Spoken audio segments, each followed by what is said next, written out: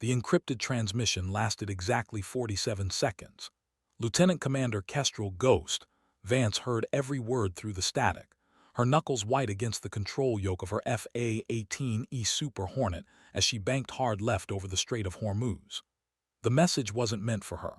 It was classified far above her pay grade. But radio waves don't discriminate, and neither did the Iranian surface-to-air missile that had just painted her aircraft with targeting radar. Overlord, this is Ghost. I'm seeing SAM activity, bearing 270. Request immediate vector change. Her voice remained steady despite the alarm bells screaming in her cockpit. The multifunction display showed 3 red triangles converging on her position, each representing death wrapped in Soviet-era engineering. The response crackled through her headset. Negative Ghost. Maintain current heading. Mission parameters unchanged. Kestrel's jaw tightened. She'd flown over 200 combat sorties across 3 deployments, earned a Distinguished Flying Cross for actions over Syria, and survived a bailout in hostile territory that left her with a titanium rod in her left femur and nightmares she'd never discuss with the flight surgeon. But to the voice on the radio, she was just another pilot following orders. What they didn't know, what nobody except a handful of Pentagon officials knew, was that Ghost had already completed the real mission. The data package secured in her aircraft's classified compartment contained surveillance footage that would reshape Middle Eastern geopolitics within 72 hours. The SEALs had failed to extract their target from the compound in Bandar Abbas. The drone strike had missed its mark. But Kestrel Vance had obtained something far more valuable than any single terrorist leader. The first missile launch lit up her radar warning receiver like a Christmas tree. She pulled 4GS in a climbing turn, feeling her flight suit inflate as her body pressed deep into the ejection seat. Through her helmet's heads-up display, she watched the missile's exhaust trail arc through the pre-dawn darkness below. Overlord Ghost is defensive. SAM in the air, repeat, SAM in the air. Silence. The second missile launched 30 seconds later, this one tracking true. Kestrel's hands moved with practiced precision across the cockpit controls, deploying chaff and flares while executing a barrel roll that would have impressed her instructors at Miramar. But she knew the statistics. Even the best pilots couldn't dodge everything forever. Her radio crackled again, this time on a different frequency. Ghost, this is Phantom Lead. We're en route to your position. Hold tight. Kestrel almost smiled. She recognized that voice, Commander Marcus Reaper Kozlov, leader of VFA 137 and the closest thing she had to family in the Navy. But as she watched a third missile streak toward her position, she realized that cavalry might arrive too late. The explosion, when it came, would be visible from the Iranian coast. But the real fireworks were just beginning, and Ghost Vance was about to become either a legend or a classified footnote in a file that would remain sealed for the next 50 years. Commander Marcus Kozlov knew something was wrong the moment his WSO pointed at the thermal bloom on their FLIR display. The explosion signature was too small, too controlled. Ghost was many things, reckless, stubborn, brilliant, but she wasn't careless with ordnance. If her Super Hornet had taken a direct hit, the fireball would have been visible from space. Phantom 2, you getting this? Reaper's wingman, Lieutenant Troy Maverick Chen, was already adjusting his sensor package for a closer look. Copy lead, that's not a Hornet cooking off. Too small, wrong burn pattern. Chen's voice carried the clinical detachment that came with years of analyzing combat footage. Ghost might have punched out. Reaper's heart rate spiked, but his voice remained level. Overlord Phantom Lead, we show Ghost's position with a thermal signature, requesting SAR authorization. Negative Phantom Lead, return to base immediately. Ghost is KIA mission complete. The words hit like a physical blow. Reaper had flown with Kestrel for 3 years, watched her evolve from a promising nugget into one of the finest aviators he'd ever known. She'd saved his life over Damascus when a Syrian interceptor got tone on his aircraft. She talked him through his divorce, through his father's funeral, through the dark months when the bottle seemed like better company than consciousness. "Sir, we haven't confirmed." "Return to base, Commander. That's an order." Reaper killed the radio and switched to tactical frequency. "Phantom 2, you copy that bullshit." "Copy lead. Orders are orders," but Chen's tone suggested otherwise. They flew in formation silence for exactly 60 seconds before Reaper made his decision. "Phantom 2, I'm showing a navigation malfunction. Instruments are giving me false readings." "Roger that, lead. My nav system's acting up too. Might need to orbit this position until we can troubleshoot." Below them, the Persian Gulf stretched black and infinite under a moonless sky. Somewhere in those waters, if the thermal signature was accurate, Ghost was either floating in a life raft or already feeding the fish. Either way, she deserved better than a classified obituary and a flag folded in secret. Reaper's radar warning receiver chirped softly, Iranian patrol boats, moving fast toward the crash site. He armed his air-to-surface missiles and began a shallow descent. If Ghost was alive, she wouldn't be for long. The Iranians didn't take prisoners, especially not American pilots carrying classified intel. "Phantom 2, weapons hot, we're going shopping." Chen's acknowledgement came with the sound of ordnance systems coming online. "Copy, lead.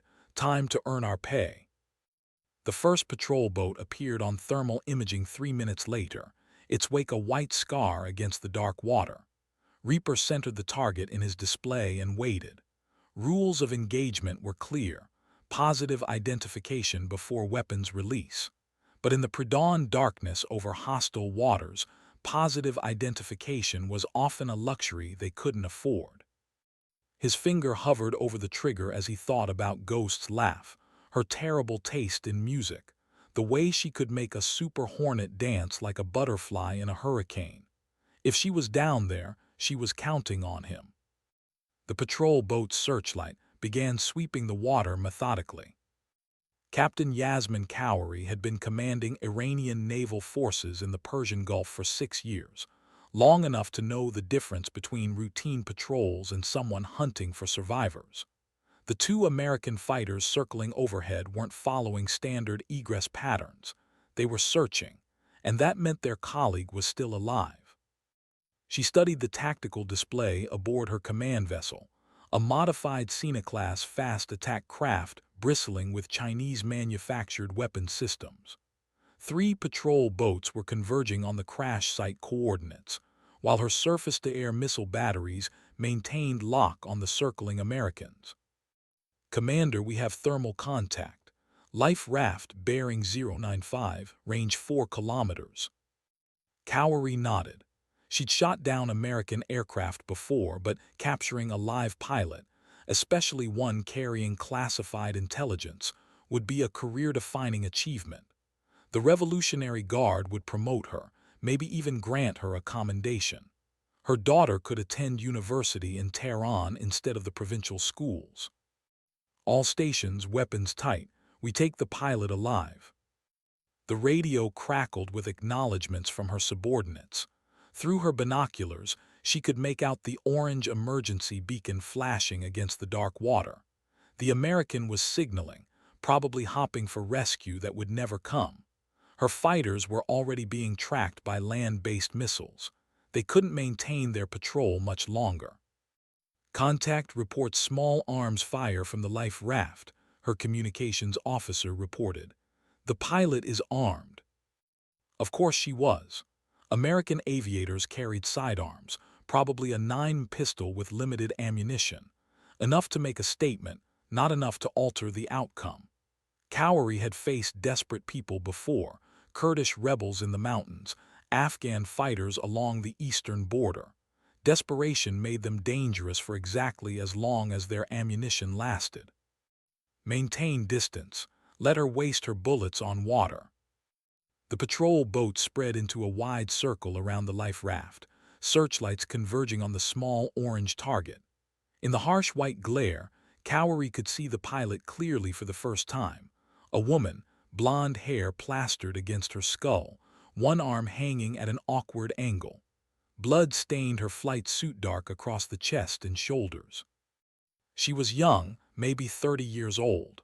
Pretty, in the way American women were pretty, too much makeup, too confident, too willing to believe the world owed them respect they hadn't earned. This one had learned differently tonight.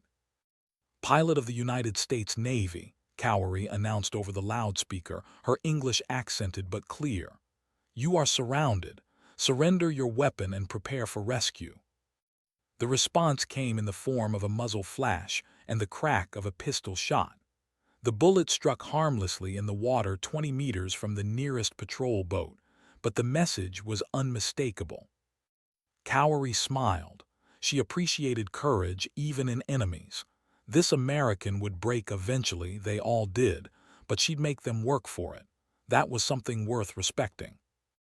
Above them, the orbiting fighters maintained their patrol, but she could see their fuel state reflected in tighter turns, more economical flight patterns. They had perhaps 10 minutes before mandatory return to base. Begin recovery operations, and somebody shoot out that beacon. We don't need more Americans finding their way here. Lieutenant Kestrel Vance counted her remaining ammunition, 6 rounds in the magazine, 1 in the chamber, and tried to ignore the fire spreading through her left shoulder. The ejection had been textbook perfect until she hit the water wrong, dislocating her shoulder and cracking at least 2 ribs. Now she floated in a Navy-issue life raft, surrounded by Iranian patrol boats and running out of time. Her survival radio had been destroyed in the water landing, but the emergency beacon was still functioning. Somewhere overhead, she could hear the distinctive whine of Super Hornet engines, Reaper and his wingman, probably violating direct orders to stay on station. It was exactly the kind of stupid, heroic gesture she'd expect from Marcus Kozlov. The Iranian commander was talking again, her voice amplified across the water. Professional, confident, offering terms that meant interrogation followed by a show trial, followed by execution. Ghost had seen the videos, knew how this story ended for captured American aviators. She checked her survival gear methodically. Sidearm with 7 rounds total. Emergency flares, 3 left after signaling her position. Medical kit with enough morphine to take the edge off the pain or end it permanently. Her father's St. Christopher medal, worn smooth from 30 years of worry and prayer. The patrol boats were closing their circle, searchlights creating a perfect kill zone in the center. Standard Iranian naval tactics: contain, illuminate, overwhelm.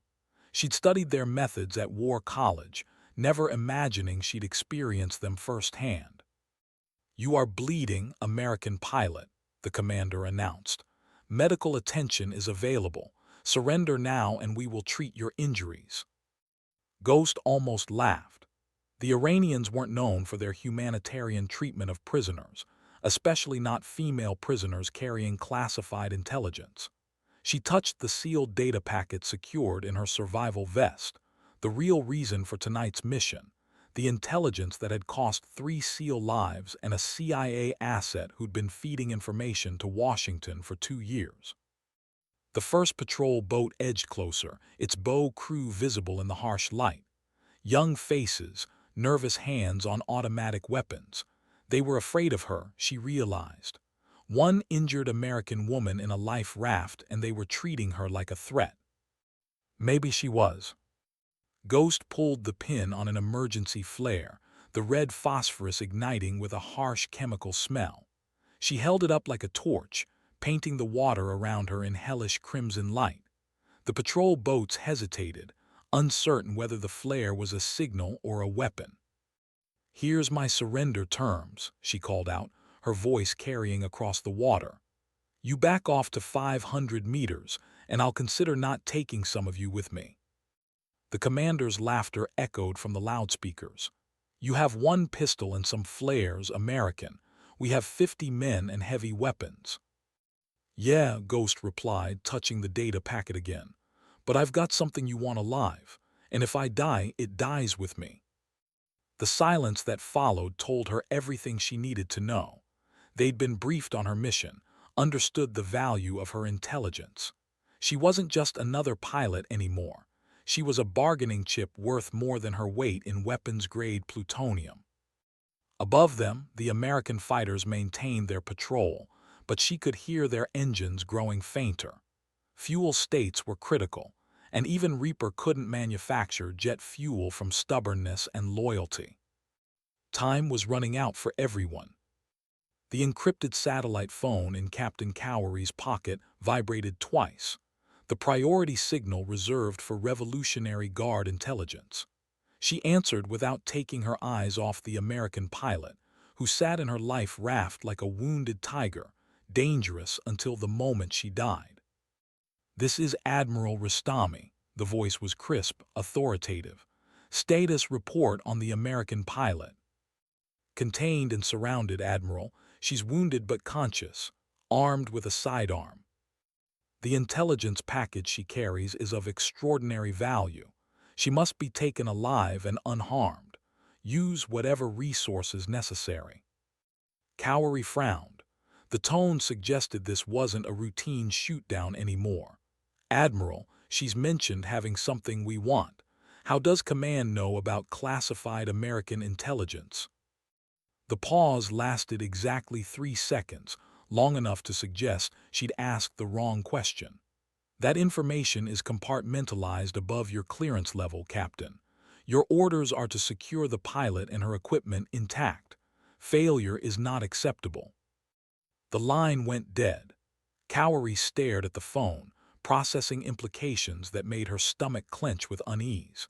Revolutionary Guard intelligence didn't monitor routine naval operations unless those operations weren't routine at all. Someone had known this American pilot would be here, carrying something worth more than her life. "Commander," her communications officer called out, "the American fighters are breaking orbit, heading east toward the strait." She watched the thermal signatures fade from her display, leaving the pilot alone with her thoughts and dwindling ammunition. But something about their departure felt choreographed, too convenient. American pilots didn't abandon their colleagues without extraordinary pressure. "Maintain perimeter. No one approaches the life raft without my direct authorization." The pilot was still holding her flare, the red light casting dancing shadows across the water. Blood loss and shock should have rendered her unconscious by now, but she remained alert, tracking the patrol boats with predatory awareness. Either she had exceptional pain tolerance or enough chemical enhancement to keep functioning despite traumatic injuries. "American pilot," Cowery called out, "my government has authorized me to offer medical treatment and safe passage to neutral territory in exchange for your cooperation. Your government can kiss my ass." The response was immediate, undiplomatic, and somehow reassuring. Desperate people negotiated. Confident people issued ultimatums. This pilot still believed she held leverage worth protecting. Cowery's tactical display updated with new contacts. 3 fast-moving surface vessels approaching from Iranian territorial waters. Revolutionary Guard patrol boats, heavily armed and crewed by operators who didn't take prisoners. Their arrival meant her window for independent decision-making was closing rapidly. She thought about her daughter, safe in their apartment in Bandar Abbas, studying for university entrance exams. About her own career, built on competence and careful political navigation through Iran's complex military hierarchy. About the American pilot who'd somehow become the center of a game being played far above both their pay grades. "All stations," she announced over tactical frequency, "prepare for Revolutionary Guard arrival. Weapons status remains tight until further notice."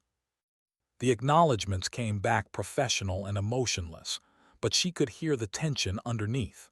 Her crew knew the difference between regular Navy operations and whatever this was becoming.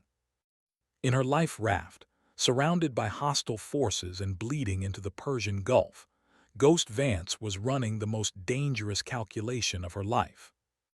Commander Marcus Kozlov forced himself to maintain standard formation flight as they departed the combat area, but every fiber of his being screamed to turn around and engage the Iranian naval forces surrounding Ghost's position. His fuel gauge showed 20 minutes to bingo, the point where continuing combat operations would leave insufficient fuel for safe return to base.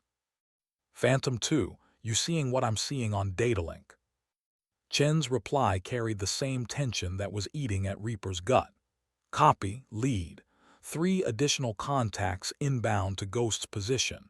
Revolutionary Guard signature.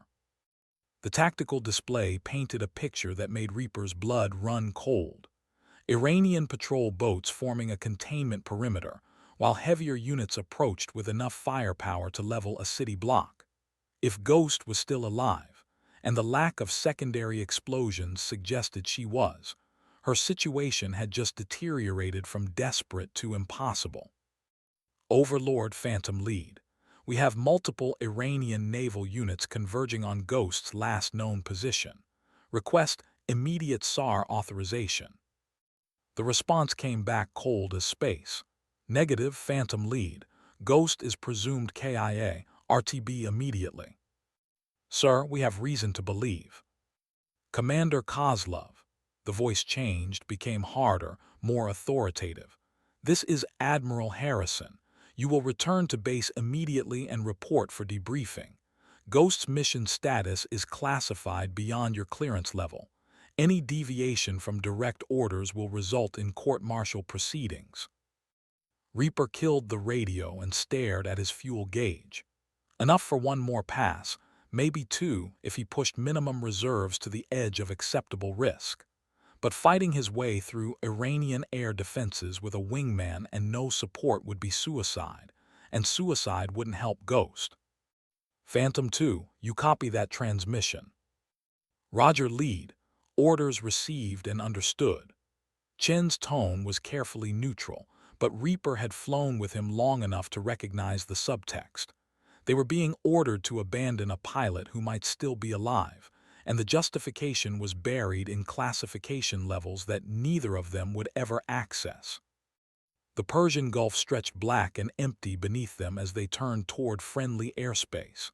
Somewhere behind them, Ghost was fighting for her life with a pistol and whatever remained of her training and determination. In 12 hours, there would be official reports, classified debriefings, and sanitized accounts that reduced a human being to statistics and lessons learned. Lead, I'm showing a navigation error on my primary display.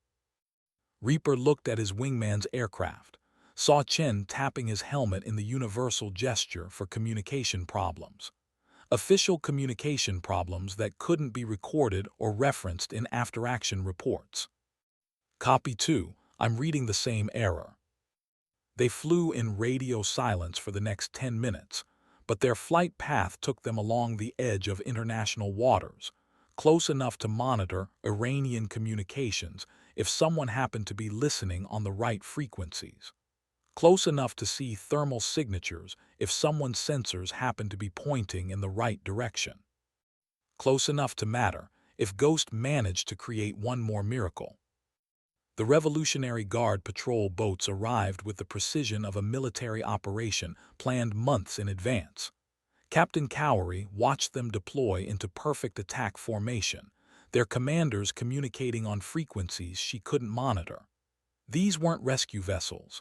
They were warships, armed with missiles and crewed by operators who measured success in body counts. Her satellite phone buzzed again. Same number, different voice. Captain Cowery, this is Colonel Ahmadi, Revolutionary Guard Intelligence. You are relieved of operational command. Maintain position until further orders. The line went dead before she could respond. Around her, the patrol boat crews shifted nervously as the guard vessels established their own perimeter, their weapons trained not just on the American pilot but on Cowery's own ships. She'd been excluded from whatever was happening next, reduced to witness status in her own area of operations. In the life raft, Ghost had noticed the change in dynamics. Her flare was burning low, casting weaker shadows across the water, but her posture remained alert. She was studying the new arrivals with professional interest, probably analyzing their weapons loadout and crew positions. American pilot, a new voice boomed across the water, speaking perfect, unaccented English. I am Colonel Amati. Your situation has changed. Ghost's response was audible across the water despite the growing distance between her position and Cowrie's vessel. Changed how? Still surrounded, still bleeding, still not giving you what you want. Your aircraft carried classified intelligence regarding American operations in the Persian Gulf. That intelligence is now in our possession. Cowrie saw Ghost's body language shift, subtle tension in her shoulders, a slight adjustment of her grip on the pistol. Whatever the colonel was saying had found its mark.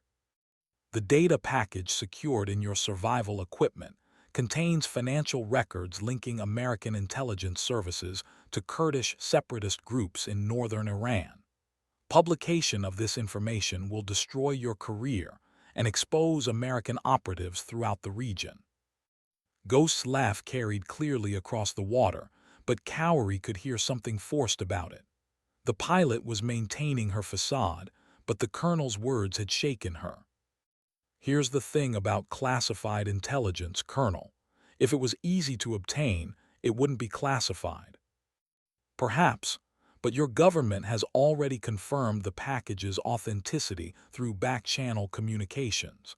They are prepared to negotiate for your release and the return of the stolen documents. Cowrie felt pieces of a larger puzzle clicking into place. This wasn't a random encounter or a successful air defense engagement.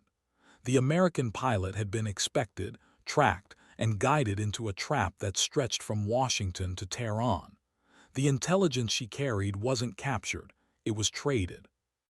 In her life raft, surrounded by hostile forces and running out of time, Ghost Vance was beginning to understand that she'd been sacrificed by the same people who'd sent her on this mission. The morphine cigarette felt heavy in Ghost's survival vest as she processed the colonel's revelation. She'd flown intelligence-gathering missions before, understood the delicate balance between operational security and political necessity. But this felt different, too coordinated, too precise to be coincidence. Her left shoulder had gone numb, either from blood loss or nerve damage from the ejection. The flare was nearly burned out, leaving her in a circle of darkness surrounded by hostile forces. Above her, the sky remained empty.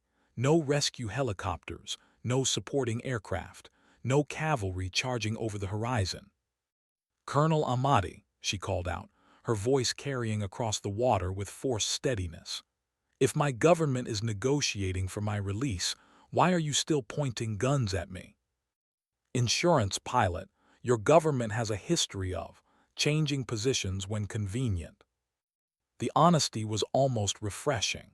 At least the Iranians were admitting this was a political transaction rather than a military operation.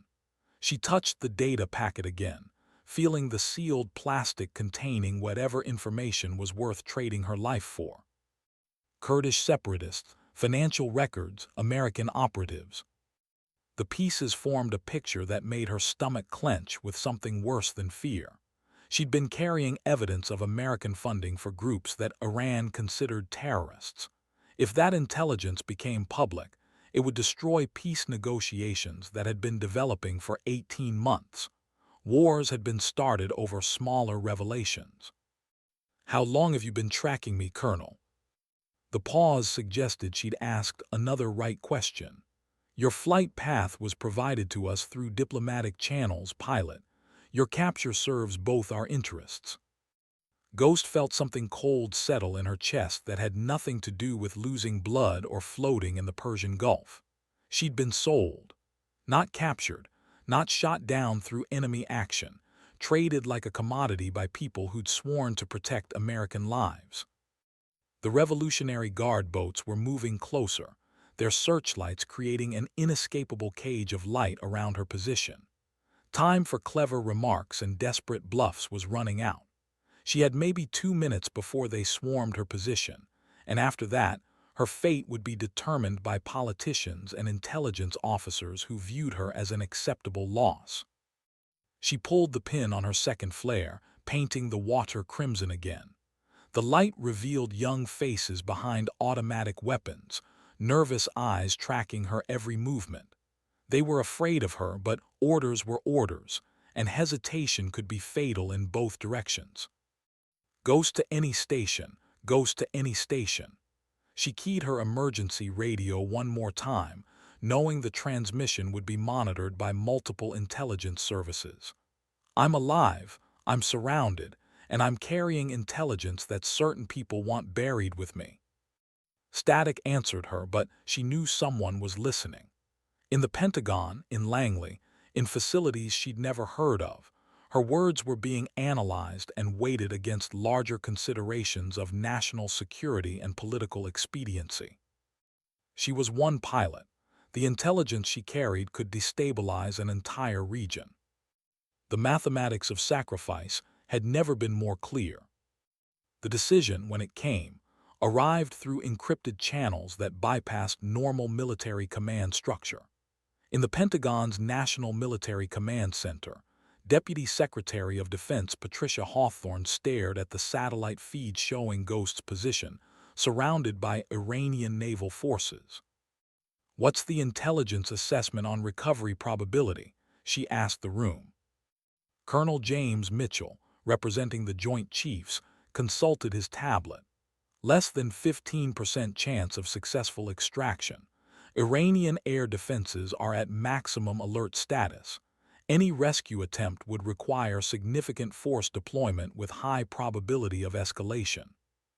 And the intelligence package. Financial records documenting agency support for Kurdish operations in northern Iran over the past 2 years.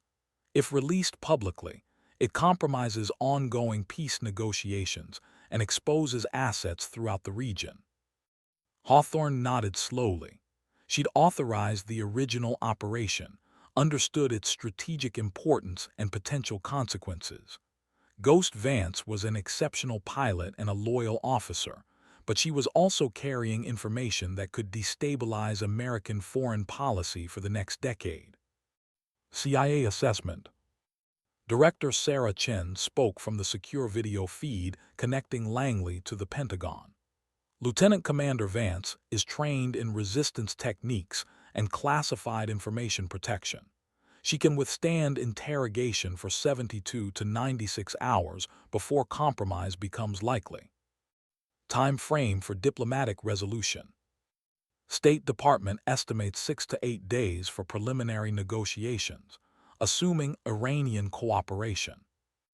The mathematics were brutal and unforgiving. Ghost could hold out for 4 days. Diplomacy needed a week. The intelligence she carried was worth more than her life to multiple governments, but only if it remained classified. Options for intelligence package recovery. The pilot carries a thermite device for destroying classified materials. Activation requires conscious decision and manual input. Hawthorne stared at the satellite feed, watching Ghost's thermal signature surrounded by hostile forces. She was one person against geopolitical forces that measured success in decades and casualties in thousands. But she was also an American officer who'd followed orders and deserved better than abandonment. Send a priority message through back-channel diplomatic contacts. The United States is prepared to negotiate for Lieutenant Commander Vance's release in exchange for continued cooperation on nuclear monitoring agreements. "Ma'am," Colonel Mitchell interjected carefully, "the intelligence package will be handled according to established protocols for classified material protection." Hawthorne's tone left no room for discussion. "Ghost Vance is coming home." The room fell silent as orders flowed through secure channels to diplomatic posts across the Middle East. In the Persian Gulf, surrounded by hostile forces and running out of time, Ghost would have to survive long enough for politics to save her life. The third flare died in Ghost's hands, leaving her in darkness broken only by the searchlights of Iranian patrol boats. Her ammunition count remained steady, 7 rounds, but her physical condition was deteriorating rapidly. Blood loss, shock, and hypothermia were combining into a cocktail that would render her unconscious within the hour. Colonel Ahmadi's voice echoed across the water again, this time closer. His command vessel had moved to within 50 meters, close enough that she could see individual crew members preparing boarding equipment. Pilot Vance, your government has initiated diplomatic contact regarding your situation. Cooperation will improve your treatment during negotiations. The use of her actual name was a psychological tactic, designed to make the interaction personal rather than professional. It also confirmed that the Iranians had been monitoring American communications or receiving intelligence through back-channel sources. Either possibility suggested this operation was planned far in advance. What kind of cooperation, Colonel? The intelligence package you carry contains information my government considers sensitive. Voluntary surrender of that material would demonstrate good faith. Ghost touched the sealed packet again. Even damaged and bleeding, her training was clear. Classified information was protected until death or direct orders from proper authority. The Iranians weren't proper authority, regardless of what diplomatic negotiations were occurring above her pay grade. I'm going to need that in writing from my commanding officer. Your commanding officer is in Washington, pilot. I am here. The logic was simple and terrifying. She was isolated, injured, and surrounded by hostile forces with no immediate prospect of rescue. Her survival depended on cooperation with people who viewed her as both an asset and a threat. The intelligence she carried was valuable enough to justify her capture, but dangerous enough to justify her elimination. Revolutionary Guard operators were preparing inflatable boats for the final approach. Their movements were professional, coordinated, suggesting extensive training in prisoner recovery operations. They'd done this before, probably multiple times. Ghost made her final calculation. 7 rounds in her pistol, thermite device for destroying classified materials, enough morphine to choose her own ending if capture became inevitable. Her father's St. Christopher medal pressed against her chest, a reminder of prayers that seemed inadequate for her current circumstances. She keyed her emergency radio one last time. Ghost to Overlord, status critical, request immediate guidance on classified material protection protocols. Static answered her, but somewhere in the electromagnetic spectrum, her words were being analyzed by people who understood the true cost of the intelligence she carried. The question was whether they valued information more than the life of the person protecting it. The Iranian boarding craft pushed off from their mother ships, moving toward her position with the inevitability of mathematics and superior firepower. In the secure communications center beneath the Pentagon, Ghost's final transmission triggered protocols that had been classified since the Cold War. Her emergency frequency was monitored by multiple intelligence agencies, but the cryptographic authentication embedded in her radio signal confirmed she was requesting authorization for destruction of classified materials under extreme circumstances. Deputy Secretary Hawthorne studied the transcript, understanding the implications immediately. Ghost was asking permission to destroy intelligence worth more than military careers and political treaties. She was also asking permission to sign her own death warrant. What's the authentication status on this transmission? Confirmed authentic, Colonel Mitchell replied. Lieutenant Commander Vance is requesting Protocol 7 authorization, destruction of classified materials when capture is imminent. Protocol 7 had been used exactly twice in the past 20 years, both times by CIA operatives in non-recoverable situations. Authorization required confirmation from 3 separate agencies and carried automatic posthumous decoration for the requesting officer. Time to Iranian boarding action. Estimated 3 to 4 minutes based on current approach vectors. Hawthorne looked at the satellite feed again. Ghost's thermal signature remained steady, but the Iranian boats were closing rapidly. Within minutes, she would be facing automatic weapons in superior numbers with nothing but a sidearm and determination. CIA concurrence on Protocol 7. Director Chen's voice came through clearly from Langley. Concur. The intelligence package contains information that would compromise ongoing operations across 3 countries. Destruction is authorized. Joint Chiefs concurrence. Concur, Mitchell replied immediately. Lieutenant Commander Vance has authorization for Protocol 7 implementation. Hawthorne nodded slowly. She was authorizing the death of an exceptional officer to protect information that could destabilize an entire region. The mathematics were clear, but the human cost would haunt her for years. Send the authorization code. Priority transmission all frequencies. The message flashed through multiple communication systems simultaneously, reaching Ghost's radio through civilian satellite networks, military communication arrays, and emergency frequencies monitored by search and rescue services. 7 words that would define the last minutes of her life. Ghost Overlord, Protocol 7 authorized. Godspeed, pilot. The transmission reached Ghost's radio as the first Iranian boarding craft approached her life raft.